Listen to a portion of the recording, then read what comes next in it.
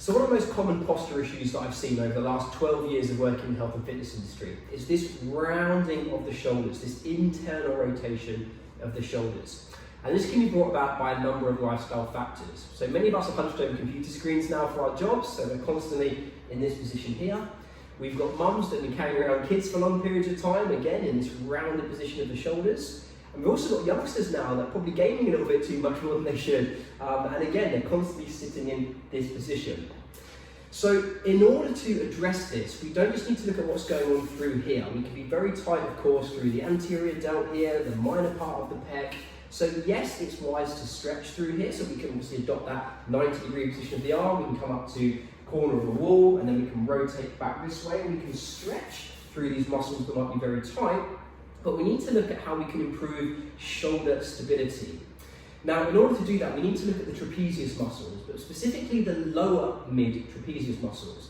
So if you see from this example here, you'll see how the fibers of the lower traps run. So if you imagine you turn a triangle upside down, they run in this direction here. So we need to select movements that are going to train them efficiently. So simply relying on kind of horizontal rowing movements isn't going to be the best option there, because if you sit me down in a rowing position and I'm putting in, I'm very unlikely to want to pull those shoulders back and down. I'm going to want to go where I'm strongest and where I feel most efficient. So the first thing we can do is when performing rowing movements is we can simply look to take the force from a bit higher down to low. So we can go onto a cable machine, we can set ourselves up from this position, and then we can pull down in this diagonal line, which will encourage you to pull back and down. So this is something that you can just adopt when you're performing rowing movements to help to bias those lower mid traps that little bit more.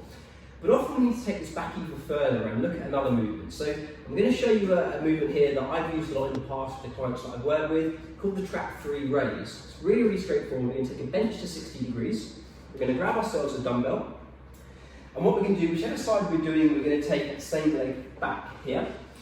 Rest our forehead on our forearm, allow the shoulder to round, and then we're going to simply pull that shoulder blade back and down. That's going to set the position that we're going to move from. Now from here, what we're going to do is raise this dumbbell up with a straight arm, as high as I can go, and then come down 3, 2, 1, reset the movement, and go again. So something like 3 sets of 8 on each side, or something like a 3-0-1-0 tempo will work very well.